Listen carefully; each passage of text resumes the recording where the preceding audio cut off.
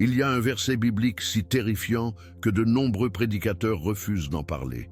Il ne s'agit pas de bénédiction, de prospérité ou de protection.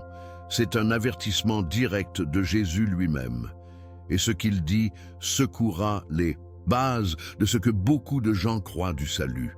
Parce que tous ceux qui ne l'appellent pas Seigneur entreront dans le royaume des cieux. C'est exact. Jésus lui-même a déclaré que le dernier jour, beaucoup seront rejetés, même ceux qui ont fait des miracles, prophétisé et chassé des démons en son nom. Pouvez-vous imaginer penser que vous êtes sauvés seulement pour entendre Jésus dire « Je ne vous connaissais jamais » ? Ce n'est pas un message pour les athées ou les incroyants, c'est un avertissement pour ceux qui pensent qu'ils marchent avec Dieu, mais en réalité ne le sont pas. Et voici la partie choquante. Ils ne le réaliseront même pas avant qu'il ne soit trop tard. Cela signifie que aller à l'église, prêcher, faire de bonnes œuvres ou même effectuer des miracles ne suffit pas. Ce que Jésus révèle dans ce passage est l'une des vérités les plus troublantes de toutes les Écritures. C'est quelque chose que beaucoup de croyants ignorent, et c'est exactement pourquoi c'est si dangereux.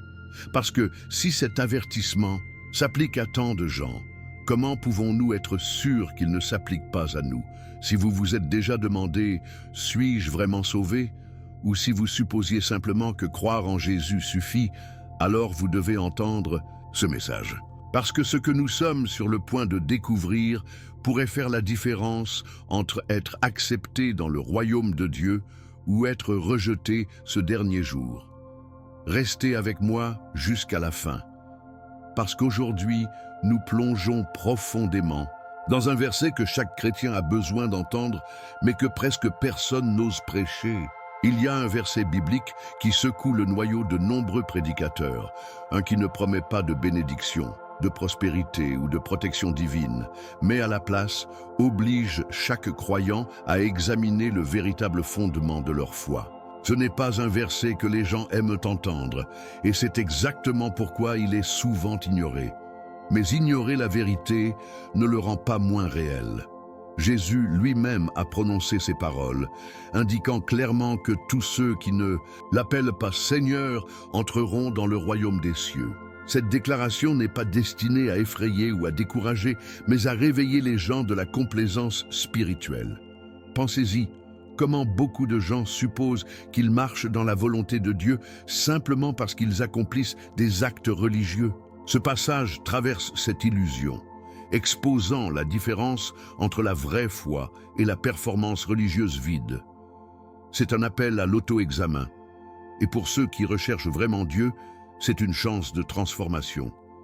Les paroles de Matthieu 7, 21-23 sont troublantes.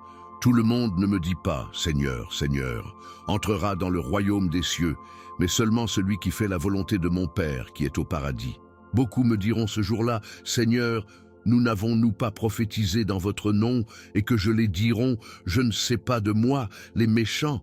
Imaginez se tenir devant Jésus, s'attendant à être accueilli dans l'éternité, seulement pour l'entendre dire « Je ne vous connaissais jamais ». Ces mots frappent profondément, non pas parce qu'ils sont injustes, mais parce qu'ils exposent l'hypothèse dangereuse selon laquelle les activités religieuses égalent une véritable relation avec Dieu.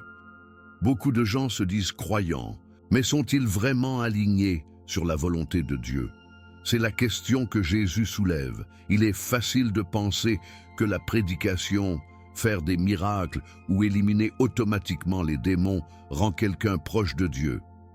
Après tout, ne sont-ils pas ces signes d'une vie spirituelle forte? Mais Jésus remet en question cette hypothèse. Il n'est pas impressionné par des démonstrations de foi extérieures si elles ne viennent pas d'une véritable relation avec lui.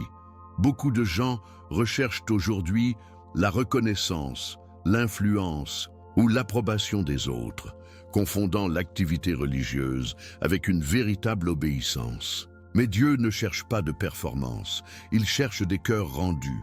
Ce verset nous oblige à nous demander, servons-nous Dieu par amour et par obéissance, ou sommes-nous simplement en train de construire une réputation religieuse?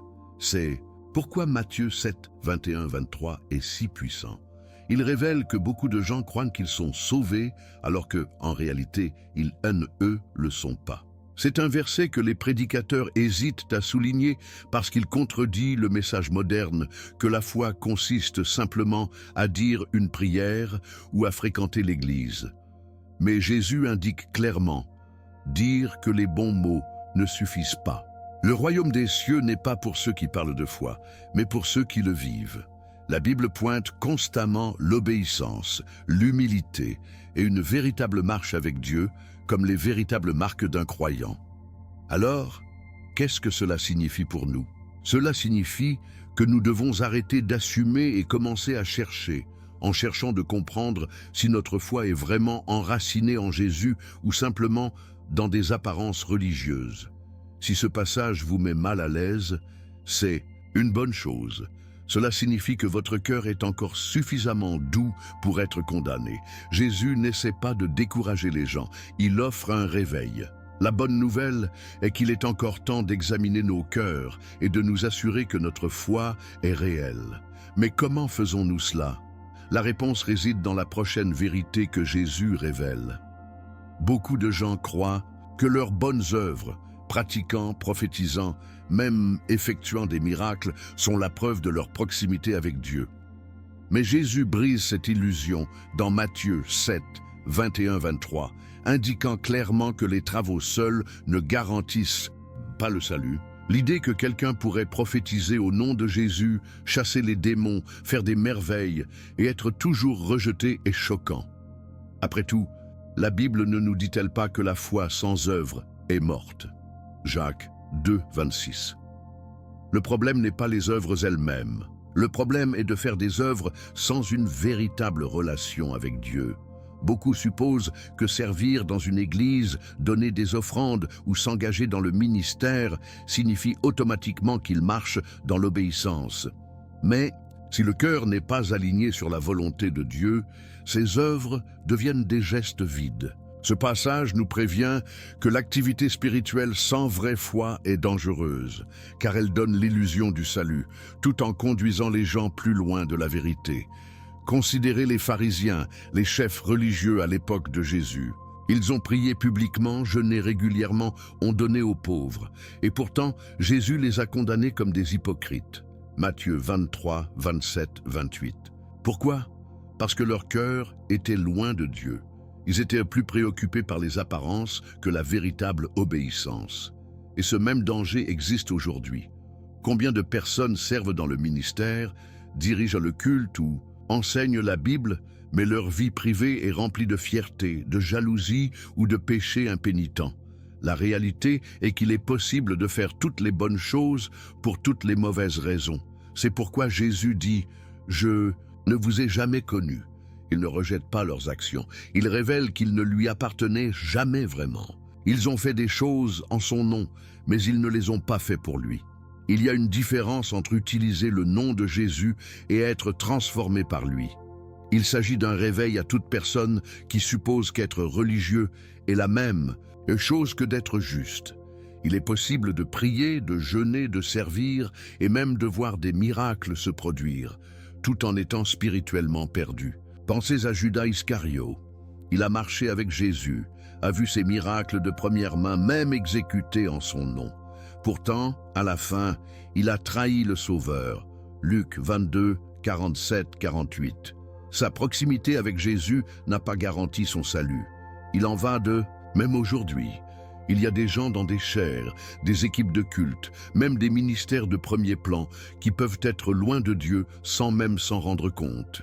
La question est, cherchons-nous la reconnaissance ou cherchons-nous le Christ? Cette distinction fait toute la différence. La vraie foi n'est pas mesurée par ce que nous faisons en public, mais par qui nous sommes en privé. Oublions-nous, Dieu quand personne ne regarde? Le servons-nous quand il n'y a pas d'applaudissements? Adouons-nous parce que nous l'aimons ou parce que nous voulons quelque chose de lui? Jésus nous prévient qu'une personne peut être admirée par les gens et être toujours inconnue de Dieu. C'est pourquoi nous devons constamment examiner nos motivations. Faisons-nous des choses pour sa gloire ou les faisons-nous pour les nôtres? C'est pourquoi l'auto-tromperie est si dangereuse. Les gens de Matthieu 7 ont été choqués d'entendre Jésus dire « Je ne vous connaissais jamais », parce qu'ils croyaient vraiment qu'il le servait. Cela signifie qu'il est possible d'être spirituellement aveugle à notre propre condition. Et si c'est vrai, nous devons nous demander comment pouvons-nous être sûrs que nous marchons vraiment dans la volonté de Dieu. C'est là que la différence entre la religion et la relation devient claire. Jésus ne veut pas seulement l'obéissance, il veut l'intimité. Il veut des gens qui ne font pas seulement des choses en son nom, mais des gens qui connaissent vraiment son cœur. Alors, comment pouvons-nous nous assurer que nous ne tombons pas dans ce piège dangereux? La réponse réside dans la compréhension de ce que cela signifie vraiment de faire la volonté de Dieu. L'un des plus grands dangers de la marche chrétienne est de tomber dans le piège de la religion vide. Une foi qui a l'air réelle à l'extérieur, mais est creuse à l'intérieur. L'avertissement de Jésus dans Matthieu 7, 21-23 est une confrontation directe à cette réalité. Beaucoup de gens supposent que parce qu'ils ont été élevés à l'Église, servent dans le ministère ou suivent les traditions religieuses, elles sont en sécurité dans leur foi. Mais Jésus révèle que tous ceux qui prétendent le connaître entreront dans le royaume des cieux.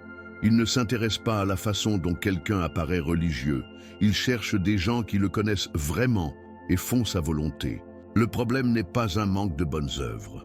En fait, ceux de Matthieu 7 ont eu beaucoup de réalisations spirituelles. Ils ont prophétisé, chassé des démons et effectué des miracles. Le vrai problème était que leur cœur ne se rendait pas vraiment à Dieu. Ils avaient la religion, mais pas la relation. La Bible est remplie d'avertissements sur la religion vide. Dans Ésaïe 29, 13, Dieu dit « Ces gens m'honorent avec leurs lèvres, mais leur cœur est loin de moi. » Ce verset décrit parfaitement, beaucoup aujourd'hui, les gens qui chantent des chansons d'adoration, prient des prières éloquentes et assistent aux services religieux, mais leur vie quotidienne ne reflète aucun lien réel avec Jésus. C'est exactement ce que Jésus a condamné dans les pharisiens. Ils ont suivi toutes les règles religieuses, mais ont raté le cœur de Dieu. Matthieu 23, 25, 26. Ils étaient obsédés par l'apparence sainte, mais à l'intérieur, leur cœur était corrompu. Et c'est le danger contre lequel Jésus met en garde. La religion sans transformation n'est rien de plus qu'un rituel. Cela peut tromper les gens en pensant qu'ils sont proches de Dieu, alors que, en réalité, ils sont loin de lui. La vraie foi ne consiste pas à cocher des boîtes religieuses. Il s'agit d'une vie abandonnée à Dieu. La triste réalité est que beaucoup de gens supposent que tant qu'ils fréquentent l'Église, lisent la Bible de temps en temps et évitent les péchés majeurs, ils vont bien. Mais Jésus indique clairement que le christianisme est plus qu'une simple modification du comportement, c'est la transformation cardiaque. Quelqu'un peut être la personne religieuse, la plus disciplinée et manquer encore l'essence de l'Évangile. C'est pourquoi l'auto-examen est crucial. Paul exhorte les croyants en 2 Corinthiens 13, 5. « Examinez-vous pour voir si vous êtes dans la foi. » Cela signifie que nous devons demander « Suivons-nous vraiment le Christ ou suivons-nous simplement les coutumes religieuses ?» Si Jésus devait se tenir devant nous aujourd'hui, nous reconnaîtrait-il comme le sien? Cet avertissement n'est même pas seulement pour les hypocrites, c'est pour quiconque se s'est jamais appuyé sur l'identité religieuse au lieu d'une relation vivante avec Dieu. Peut-être que quelqu'un a grandi dans une maison chrétienne et suppose que cela les fait sauver. Peut-être qu'ils connaissent des versets bibliques par cœur, mais ne les appliquent jamais réellement. Peut-être qu'ils ont passé des années à l'Église, mais leur temps personnel avec Dieu est inexistant. Ce sont des signes d'une foi qui est devenue routine au lieu de réel. Jésus appelle ses disciples à quelque chose de beaucoup plus profond que les rituels et les traditions. Il les appelle à une vie complètement dévouée à lui. Alors, comment pouvons-nous savoir si nous sommes vraiment dans la volonté de Dieu? Comment éviter le piège de la religion vide? La réponse se trouve dans l'endroit secret, les moments où personne ne regarde, quand personne n'a applaudi. C'est là que la vraie foi est testée. Sommes-nous obéissants à Dieu même quand ce n'est pas pratique? le poursuivons-nous même quand cela nous coûte quelque chose. C'est là que la vraie foi est forgée. Et si nous voulons vraiment être connus de Jésus, nous devons apprendre à le chercher pour qui il est, pas seulement pour ce qu'il peut faire pour nous. L'une des questions les plus importantes qu'un croyant peut poser est « Suis-je vraiment que je fais vraiment la volonté de Dieu ?» Beaucoup supposent que tant qu'ils sont impliqués dans des activités religieuses, elles sont automatiquement alignées sur le dessein de Dieu. Mais Jésus indique clairement dans Matthieu 7, 21 que seuls ceux qui font la volonté du Père entreront dans son royaume. Cela signifie que la foi ne concerne pas seulement les mots ou les actions, mais sur la véritable obéissance. Mais comment pouvons-nous être sûrs que nous marchons vraiment dans la volonté de Dieu ? La réponse ne se trouve pas dans les apparences externes, mais en profondeur de notre relation avec lui. Connaître la volonté de Dieu nécessite plus qu'une simple fréquentation de l'Église. Cela nécessite un cœur qui cherche constamment sa présence, sa voix et sa direction. La première clé pour savoir si nous sommes dans la volonté de Dieu est l'obéissance dans les moments invisibles. Il est facile d'agir juste devant les autres, mais la vraie foi est testée lorsque personne ne regarde. Jésus met en garde contre les actes religieux pour l'approbation humaine. Matthieu 6, 1, 6. Une vraie relation avec Dieu ne concerne pas la façon dont nous nous sommes spirituels en public. Il s'agit de qui nous sommes lorsque personne ne cherche. Prions-nous en secret? Résisons-nous au péché même lorsque personne ne le découvrirait? Cherchons-nous les conseils de Dieu dans chaque décision, grande ou petite? La volonté de Dieu ne concerne pas les grands gestes. Il s'agit d'obéissance quotidienne. David a été appelé un homme après le cœur de Dieu, non pas parce qu'il était parfait, mais parce qu'il a cherché Dieu, même dans ses échecs. Actes 13, 22. C'est le genre de foi que Dieu désire. Un autre signe que nous sommes dans la volonté de Dieu est d'avoir les bons motifs. Pourquoi servons-nous? Pourquoi prions-nous? Pourquoi obéissons-nous? Si nous le faisons pour être vus, pour gagner des bénédictions ou par peur, nous pouvons manquer le point. Colossiens 3, 23 nous dit « Tout ce que vous faites, travaillez-y de tout votre cœur, en tant que travail pour le Seigneur, pas pour les maîtres humains. » Nos actions devraient découler d'un amour pour Dieu, pas d'un désir de reconnaissance. Lorsque nous recherchons vraiment la volonté de Dieu, nous cessons de demander « qu'est-ce que je veux ?» et commencer à demander « que veut Dieu ?» Jésus lui-même a prié « pas ma volonté, mais la vôtre soit faite » Luc 22, 42. Si Jésus s'est soumis à la volonté du Père, combien devrions-nous? L'une des façons les plus claires de savoir que nous sommes dans la volonté de Dieu est de cultiver l'intimité avec lui. Beaucoup de gens parlent de Dieu, mais combien le connaissent vraiment? Jésus a dit « Mes moutons écoutent ma voix, je les connais et ils me suivent. » Jean 10, 27. Un véritable disciple du Christ n'est pas seulement quelqu'un qui entend parler de lui le dimanche, c'est quelqu'un qui marche avec lui quotidiennement. Cela signifie passer du temps dans la prière, étudier la Bible et appliquer sa parole. Cela signifie se remettre à ses conseils, même lorsqu'il contredit nos propres désirs. Une personne qui est dans la volonté de Dieu ne demande pas seulement à Dieu de bénir ses plans, il demande à Dieu de révéler ses plans. Vivre dans la volonté de Dieu ne concerne pas la perfection. C'est une question de direction. Il s'agit de le chercher continuellement, même lorsque nous échouons. La bonne nouvelle, si nous le recherchons, nous le trouverons. Jérémie 29, 13. Dieu n'essaie pas de nous cacher sa volonté. Il nous appelle plus profondément dans une vie de véritable obéissance et de dévotion. Et si nous voulons vraiment entendre « bien fait, bon et fidèle serviteur » à la fin de notre voyage, nous devons être prêts à vivre pour lui, pas seulement à parler de lui. Ce verset n'est pas censé nous faire peur, c'est censé nous réveiller. Les paroles de Jésus dans Matthieu 7, 21-23 ne sont pas un message de condamnation, mais un appel à l'auto-examen. Beaucoup supposent que juste parce qu'ils appellent Jésus Seigneur, ils font automatiquement partie de son royaume. Mais Jésus lui-même nous avertit qu'il ne s'agit pas de ce que nous disons, mais de notre façon de vivre. La vraie foi n'est pas seulement une croyance, c'est un style de vie. Il s'agit de vivre dans l'obéissance, pas seulement de le déclarer. Il s'agit d'avoir une véritable relation avec Dieu, pas seulement des activités religieuses. La vraie question est donc, suivons-nous vraiment Jésus ou passons-nous simplement par les mouvements? Ce passage nous oblige à examiner nos cœurs, nos motivations et notre engagement envers la volonté de Dieu. Dire « Seigneur, Seigneur » ne signifie rien si nos vies ne reflètent pas la véritable obéissance. C'est pourquoi Jésus a rejeté ceux qui ont fait des miracles et prophétisé en son nom. Ils avaient des activités spirituelles, mais pas de relations spirituelles.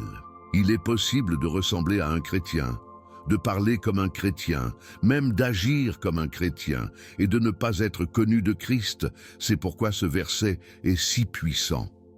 Cela nous rappelle que le salut ne concerne pas les apparences, mais sur l'authenticité. Dieu ne veut pas que les disciples qui parlent de lui, il veut des gens qui vivent pour lui. Il ne s'agit pas d'être parfait, mais d'être véritablement rendu. La question n'est pas de savoir si nous servons dans le ministère, prions en public ou connaissons les versets bibliques. La question est, notre vie reflète-t-elle la vraie foi? Ce passage devrait amener chaque croyant à demander « Est-ce que je connais vraiment Jésus ou est-ce que je le connais simplement ?» Beaucoup connaissent la Bible avec les enseignements chrétiens, avec les traditions de l'Église, mais connaître l'effet sur Dieu n'est pas la même chose que la connaissance de Dieu. Jésus désire l'intimité avec ses disciples. Il veut des gens qui passent du temps en sa présence, qui le recherchent avec un cœur sincère. Jérémie 29:13 dit « Vous me chercherez et me trouverez quand vous me cherchez de tout votre cœur. » Cela signifie que nous devons être intentionnels. Un vrai disciple ne correspond pas seulement à Dieu dans leur emploi du temps. Ils construisent toute leur vie autour de lui. Si ce message est condamné, c'est une bonne chose. Cela signifie qu'il est encore temps de réaligner nos cœurs. Jésus ne révèle pas cette vérité pour nous décourager. Il le révèle afin que nous puissions corriger notre chemin avant qu'il ne soit trop tard. La Bible est remplie de grâce et de miséricorde de Dieu, nous donnant la possibilité de revenir vers lui. Mais nous ne pouvons pas nous permettre d'ignorer cet avertissement. Il est maintenant temps de prendre notre foi au sérieux. Il est maintenant temps d'aller au-delà de la religion et de la vraie relation. Il est maintenant temps de nous assurer que lorsque nous nous tenons devant Jésus, nous n'entendrons pas « Je ne vous ai jamais connu ». Mais au lieu de cela, « Bravo, bon serviteur et fidèle ».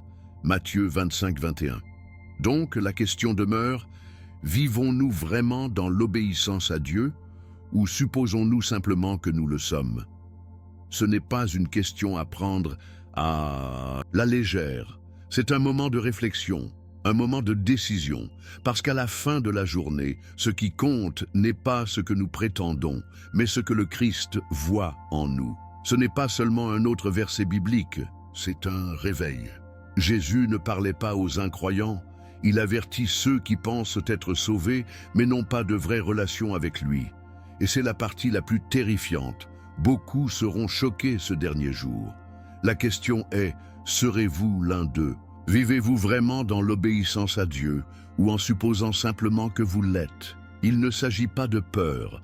Il s'agit de vous assurer que lorsque vous vous soutenez devant Jésus, vous entendez « bien fait, bon et fidèle serviteur » au lieu de « je ne vous connaissais jamais ». Maintenant, je veux avoir de vos nouvelles. Selon vous, quel est le plus grand danger d'une religion vide? Laissez vos pensées dans les commentaires. Je vais lire et répondre. Et si ce message vous parlait, prenez un moment pour le partager avec quelqu'un qui a besoin de l'entendre. Si vous ne voulez pas manquer de puissantes vérités bibliques comme celle-ci, assurez-vous de vous abonner à la chaîne et d'allumer les notifications, car ce que nous révélerons ensuite portera votre foi à un autre niveau. En parlant de cela, la prochaine vidéo parle d'une prophétie biblique cachée que la plupart des chrétiens ne savent même pas. Cliquez maintenant et ne le manquez pas. Je suis Marco et je vous verrai dans la prochaine vidéo. Que Dieu te bénisse.